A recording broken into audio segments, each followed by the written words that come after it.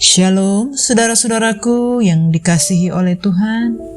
Senang rasanya kita dapat berjumpa kembali melalui program Christ Center Official pada hari ini untuk mendengarkan renungan firman Tuhan. Kita boleh masuk dalam hadirat Tuhan, kita merasakan kasih-Nya yang menjamah hidup kita.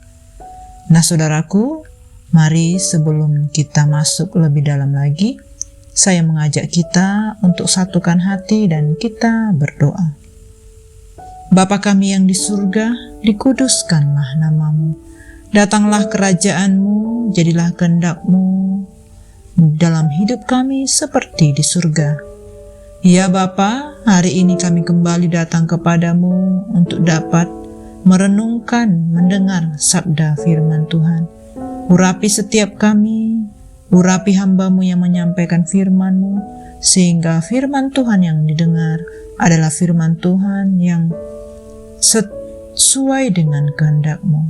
Kami percaya firman-Mu menjadi rema dalam hidup kami. Firman-Mu mengubah kami menjadi seperti Kristus. Bahkan kami semakin merasakan akan kuasa Tuhan mengalir dalam hidup kami. Ya Bapa, penuhi setiap kami dengan hati yang taat, hati yang rela. Dan kami mau sungguh-sungguh dapat melakukan firman-Mu. Terima kasih Tuhan untuk berkat-Mu di dalam hidup kami. Dalam nama Tuhan Yesus kami berdoa. Amin. Nah saudaraku yang dikasihi oleh Tuhan, melanjutkan firman Tuhan. Hari sebelumnya kita sudah membaca. Nah hari ini kita boleh mendengar firman Tuhan yang berjudul peduli terhadap sesama. Firman Tuhan ini ditulis di dalam Yeremia 40 ayat 1 sampai dengan 6. Mari saudaraku, saya mengajak kita untuk dapat membaca Alkitab ini bersama. Yeremia tinggal pada Gedalia. Firman yang datang daripada Tuhan kepada Yeremia sesudah ia dilepaskan dari Rama oleh Nebuzaradan, kepala pasukan pengawal yang telah menyuruh untuk mengambilnya terbelenggu pada tangannya di tengah-tengah semua orang buangan dari Yerusalem dan Yehuda yang hendak diangkut ke dalam pembuangan ke Babel. Kepala pasukan pengawal itu telah mengambil Yeremia dan berkata kepadanya, Tuhan Allahmu telah mengancamkan malapetaka ini di atas tempat ini, dan ia telah melaksanakannya. Tuhan telah melakukan apa yang diancamkannya, oleh karena kamu telah berdosa kepada Tuhan dan tidak mendengarkan suaranya, sehingga terjadilah hal ini kepada kamu. Maka sekarang, lihatlah, aku melepaskan engkau hari ini dari belenggu yang ada pada tanganmu. Jika engkau suka untuk ikut pergi dengan aku ke Babel, marilah, aku akan memperhatikan engkau. Tetapi jika engkau tidak suka untuk ikut pergi dengan aku ke Babel, janganlah pergi. Lihat, seluruh negeri ini terbuka untuk engkau. Engkau boleh pergi kemana saja engkau pandang baik dan benar. Engkau boleh kembali kepada Gedalia bin Ahikam bin Safan yang telah diangkat oleh Raja Babel atas kota-kota Yehuda, dan tinggallah bersama-sama dia di tengah-tengah rakyat. Atau kemana saja engkau pandang benar, pergilah ke situ. Lalu kepala pasukan dan pengawal itu memberikan kepadanya bekal makanan dan suatu hadiah, kemudian melepas dia pergi. Jadi pergilah Yeremia kepada Gedalia bin Ahikam di Mispa, dan diam bersama-sama dengan dia di tengah-tengah rakyat yang masih tinggal di negeri itu. Amin. Saudara-saudaraku, bacaan Alkitab kita hari ini menceritakan bagaimana yang terjadi di wilayah Yehuda tidak lama setelah Yerusalem jatuh ke dalam tangan Raja Nebukadnezar. Semula tanpa ada harapan yang lebih baik bagi rakyat Yehuda, dan Yeremia mengalami sengsara sebagai tawanan yang tak bersalah, dan akhirnya dia dibebaskan, bahkan diberi tawaran untuk bisa ikut ke Babel. Dengan pergi ke Babel, pastinya Yeremia akan mendapatkan kehidupan yang nyaman. Tetapi Yeremia memilih untuk tetap tinggal di Yerusalem bersama orang-orang miskin yang tersisa di bawah kepemimpinan Gedalia. Dan Yeremia tinggal bersama mereka. Saudara-saudaraku, bisakah kita bayangkan betapa beratnya kehidupan Yeremia? Dia disalahpahami dan bisa saja dianggap tidak cinta kepada negerinya. Malahan Yeremia menubuatkan kehancuran bangsanya dan kemenangan bangsa lain.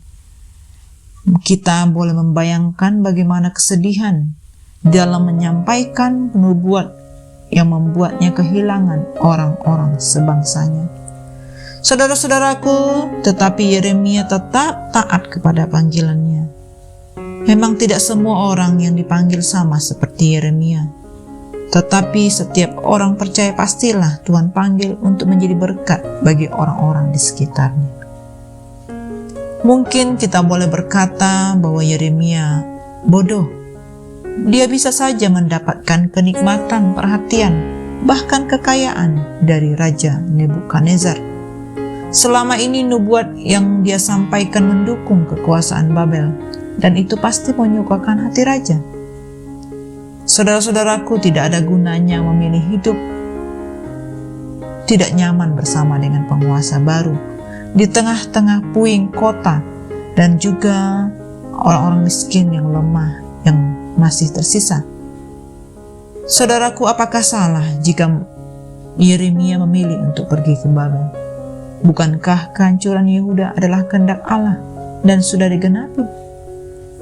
Saudaraku, seringkali kita menganggap perhatian yang kita berikan kepada seseorang hanya sebatas pemberian materi. Padahal, seseorang yang sedang menghadapi masalah membutuhkan empati dan perhatian yang lebih dari kita, melebihi dari pemberian secara materi.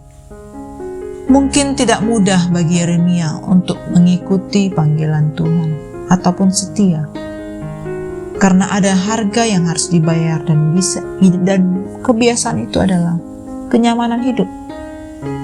Kenyamanan tidak hanyalah sekedar negatif, karena Tuhan juga menjanjikannya.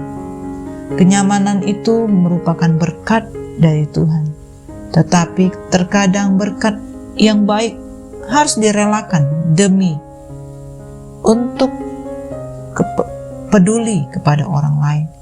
Dan inilah yang dialami oleh Yeremia.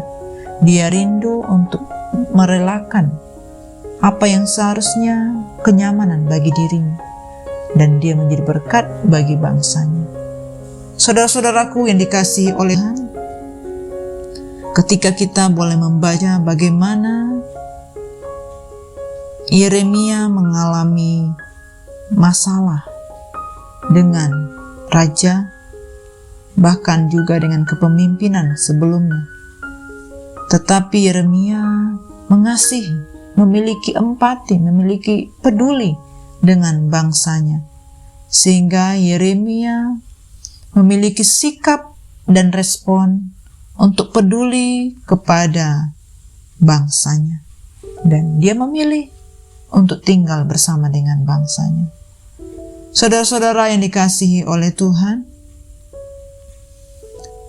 melalui firman Tuhan yang barusan kita baca, biarlah kita boleh memiliki kepedulian yang lebih lagi, peka dan dapat memperhatikan maksud Tuhan. Dan kita bukan hanya sekedar Kristen biasa, tapi kita sungguh-sungguh mengerti apa yang menjadi kehendak Tuhan. Amin. Demikianlah renungan firman Tuhan yang dapat kita dengar pada hari ini, saudaraku. Mari saya mengajak kita untuk tutup di dalam doa. Terima kasih Bapa yang baik, kami bersyukur buat firman-Mu yang sudah kami dengar. Seperti Nabi Yeremia yang peduli kepada bangsanya, kepada sesamanya, biarlah kami juga memiliki kepedulian bagi orang-orang yang ada di sekitar kami, bagi bangsa kami, bagi orang-orang yang membutuhkan. Kami mau membantu mereka di dalam kesulitan mereka sesuai dengan kemampuan dan kapasitas kami. Ajar kami untuk dapat berempati, ya Tuhan. Ajar kami untuk memiliki hati yang peduli seperti Kristus. Kami mau mengasihi jiwa-jiwa yang terhilang, yang tersesat, bahkan mereka yang ada di sekitar kami. Terima kasih Bapa, kami bersyukur, kami berserah hanya kepada Tuhan, mampukan kami untuk dapat melakukannya. Hanya dalam nama Tuhan Yesus kami berdoa. Amin. Nah saudara-saudaraku, selamat berkarya, dan bagi kita yang akan berlibur, selamat berlibur, dan tetaplah semangat di dalam Tuhan. God bless you all.